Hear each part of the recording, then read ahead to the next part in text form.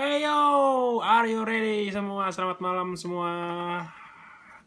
Ya, ketemu lagi bersama gue dengan Randy di area The Gunners Intro. Ya, minggu ini kita bersyukur karena ya happy lah ya hari di tengah banyak tim-tim besar yang kesulitan mendapatkan angka ya. Liverpool kalah guys, 7-2, gila. 7-2 lawan Aston Villa. 11 pemain. MU kalah juga 6-1 lawan Spurs. City juga ditahan imbang dengan Leeds. Ya, Chelsea yang menang. Arsenal menang 2-1 guys. Nah, selamat ya buat Arsenal. 9 poin dari 4 pertandingan yang udah jalanin. Kalah sekali sama Liverpool doang. Ya, not bad bagi gue. Arsenal cukup ada di on track lah ya menurut gue.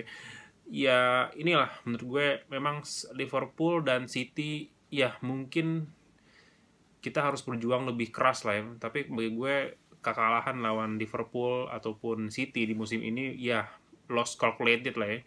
Intinya yang penting Arteta harus berjuang untuk menghadapi klub-klub yang di luar dua itulah, Liverpool sama City ya menurut gue. Ya mudah-mudahan juga City dan Liverpool juga bisa kita kalahin juga. Target kita kan 4 besar sih, gua rasa sangat optimis ya. Kemarin untuk lawan Sheffield menurut gue memang babak pertama sih sedikit membosankan, tapi lihat babak kedua cukup bagus ya setelah Nketiah itu gue bingung tuh Nketiah tuh harus diapain ya, karena pas Laka nggak dimainin, dicadangin, yang dipasang kan Nketiah tuh. Gue nggak terlalu menikmati lah ya kalau strikernya tuh si Nketiah ya. Nah, sejak Nketiah tuh keluar di babak kedua, dia ganti dengan PP, itu gue ngelihat Arsenal lebih bagus ya. Dan mungkin sesuatu yang perlu kita dipelajari atau mungkin harus di take note ya bagi si Arteta adalah dengan memasang 3 strikernya yaitu Auba, Willian, dan PP itu lebih canggih sih menurut gue ya, dibanding memasang Auba di sebelah kiri, di tengah tuh Laka atau Nketiah. Auba digeser ke tengah biar di kiri tuh Willian, dan di kanan ada PP itu kayaknya lebih jalan. Ya, dan juga gue lihat juga gol PP ya, gol kedua kita, gol kedua dari Arsenal itu cakep ya. Arsenal PP yang biasanya terlalu lama megang bola lalu bola hilang ya kan, tapi kemarin tuh bagus, dia nusuk dan dia langsung shooting, bermain lebih ke dalam, nggak main lagi menyisir di sisi sayap doang, lebih bagus main sayap dari ke tengah langsung ke sentral, langsung ke nusuk ke jantung pertahanan. Menurut gue itu lebih keren sih kemarin permainan dari PP. Lalu gol Saka juga oke, kolaborasi mereka. Elneny ya, dan yang juga masuk memberikan pergerakan masuk ke depan itu, dan juga crossing Hector Bellerin di kotak penalti juga ya keren lah pokoknya ya. Congrats buat Arsenal, dan gue rasa Arteta masih mencoba tuh ya formasi 3 strikernya, Willian, PP, dan Auba, dibanding memaksa Auba di sayap kiri dan di tengah tuh Nketiah ya. Apalagi kalau lagi Laka nggak ada ya, jangan, lebih better sih menaruh Auba aja yang di tengah daripada taruh Nketiah. Nah, bicara masalah 3 striker itu, gue sih masih berharap, ini kan baru ada 7 pemain yang udah direkrut Arsenal ya. Dan Senin ya hari ini kan udah tutup lah ya, transfer window tutup, dan Arsenal gagal mendapatkan Houssem Aouar dari Olympique Lyon, dan dia sudah menyatakan Aouar mau tetap bertahan di Lyon lagi, dan gue rasa sih Arsenal akan berusaha ngejar mungkin lagi di musim depan ya, entah di Januari, entah di jendela transfer musim tahun depan. Tapi Yang gue tahu sih transfer window baru tutup di maksudnya transfer window kan udah tutup, cuman transaksi antara pemain di dalam Liga Inggris masih bisa dilakukan ya. Nah, gue masih berharap striker di Crystal Palace itu ya, si Wilfried Zaha yang menjadi inceran Arsenal cukup lama ya, itu bisa main di Arsenal ya, dengan apa, dengan peminjaman aja dulu 1 musim dengan opsi pembelian. Menurut gue sih oke ya. Zaha tuh bisa di sayap kiri ya, di tempatnya si Auba, atau mungkin ya di sentral juga, di tempatnya si Laka tuh juga oke. Jadi saingan Laka tuh bukannya Nketiah tapi Zaha gitu gue. Menurut gue sih lebih, ya gue masih berharap dia bisa join ya, karena kan sesama Liga Inggris ya, Crystal Palace dan Arsenal, jadi masih bisa transaksi. Lalu ya gue gak tahu juga nih, ada juga Ismaila Sarr ini juga katanya juga bagus juga ya. Ismaila Sarr kan yang dulu gagalin Liverpool musim lalu, menjadi klub yang tidak terkalahkan. Watford yang ngalahin Liverpool dan Ismaila Sarr yang nyetak gol. Itu juga bisa kita rekrut ya, kalau misalnya Arsenal mau harga yang lebih murah ya, karena dia mungkin dengan 35 juta pound sterling dia udah bisa kita angkut ke Emirates. Tapi gue masih tetap berharap Zaha, karena Zaha punya dribbling, bisa kick bola lebih lama.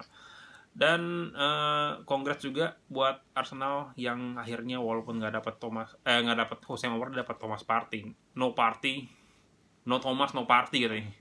It's time for Thomas Partey. Yes. Gitu katanya.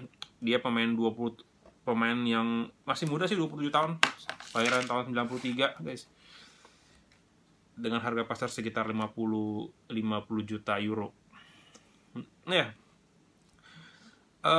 Ya makanya gue percaya sih, kayak yang video gue sebelumnya, Arteta pernah bilang bahwa ya dia percaya bahwa dia sangat confident ya dengan kita melakukan hal yang benar. Kita sedang memperjuangkan melakukan bidding perekrutan terbaik lah yang kita bisa. Ya mungkin Arsenal masih kekeh ya dengan bahwa Jose Mourinho terlalu mahal kalau dihargain 55 ya, 55 terlalu mahal. 55 pound sterling tuh terlalu mahal, sedangkan Partey kan cuma 45 pound sterling. Cuman beda. Masalahnya kan Over tuh kan menyajikan creativity ya, sedangkan Partey ini kan sebenarnya beda. Dia kan berposisi sebagai central defensive midfielder ya. Dia tuh bermain di belakang 4 pemain bertahan. Dia ada di depan para pemain bertahan. Ya pastinya dia akan banyak membantu dalam sama posisinya mungkin sama kayak Granit Xhaka, cuman dia menurut gue bisa melakukan umpan-umpan terupas lah ya, umpan-umpan yang direct ke depan yang jarang dilakukan oleh Granit Xhaka ya. Dia punya long shoot juga yang bagus, intercept juga bagus, jadi bisa merebut bola yang dibutuhkan sebagai seorang central defensive midfield. Dribblingnya juga oke, lalu dia juga tackling bagus juga. Dia punya aerial duel yang dia bisa memenangkan perebutan bola itu dengan lawannya. Juga mungkin dia punya kepemimpinan menurut gue, di dalam dan di luar lapangan dia termasuk orang yang lumayan vokal ya saat di ATM. Nah ini gue ada dapat statistik dari si Thomas ya. Selama dia di ATM dia udah main 188 games, 18 gol, 12 assist.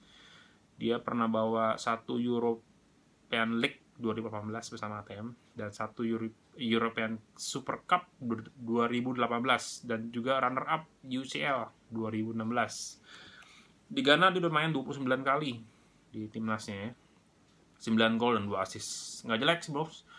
Ya, mudah-mudahan cocok, karena juga memang ini menjadi targetnya si Arteta udah lama ya. Ya, walaupun gue tetap masih berharap Wilfried Zaha juga, ini kan inceran lama dari zaman Unai Emery kan, dia udah dibidik sama Arsenal. Ya, kita harapkan dia bisa Yotun, dan juga Zaha bisa masuk kalau dari sisi gue ya.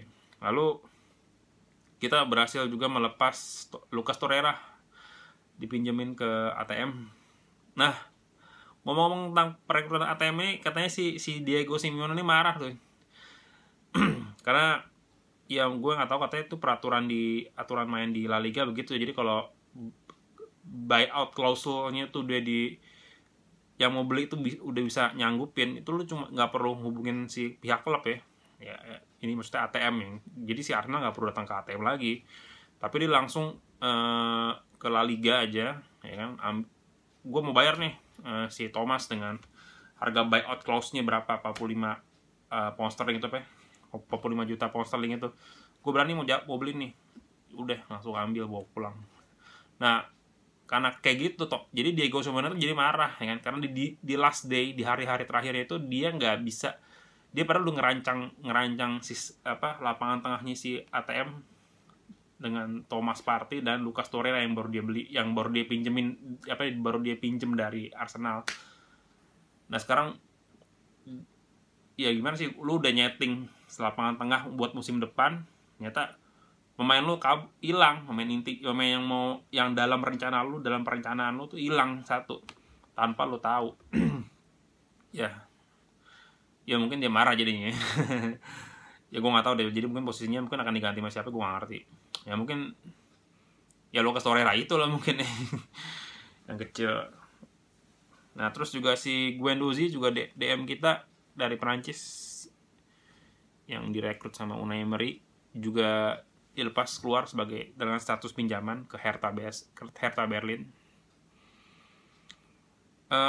Berita lagi yang lain menurut gue ya Arsenal dapat main-main yang muda ya, kayak ini yang dari Malmo nih, siapa namanya, Nicolas Moller dari Malmo, 450.000 pound sterling untuk dia, masih 18 tahun guys. Jadi oke, dan gue lihat sih cukup potensi ya, postur fisikalnya tuh tinggi gede, striker. Dia juga katanya dapat panggilan di Malmo, itu dia dapat panggilan Ibra ya, you know lah ya, Ibrahimovic kan pemain yang hebat lah ya. Nah, ya kita harapkan dia benar-benar jadi kayak Ibrahimovic lah ya.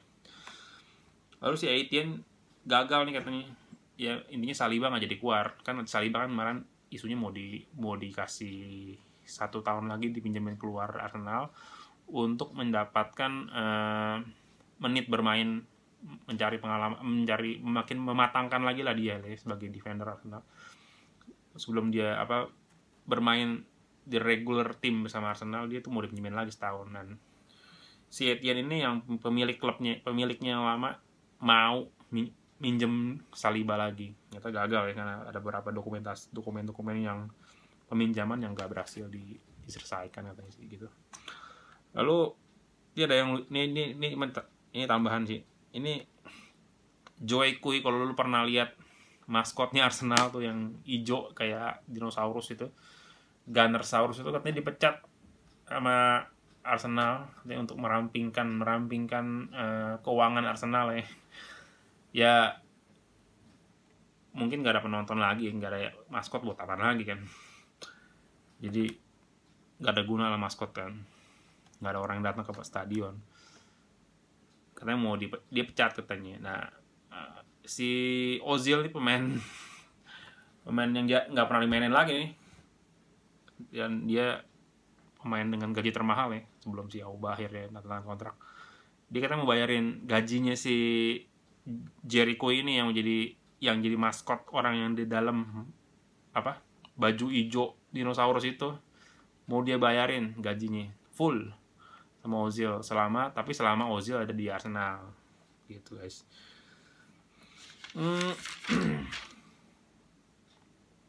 Terus katanya juga si Arsenal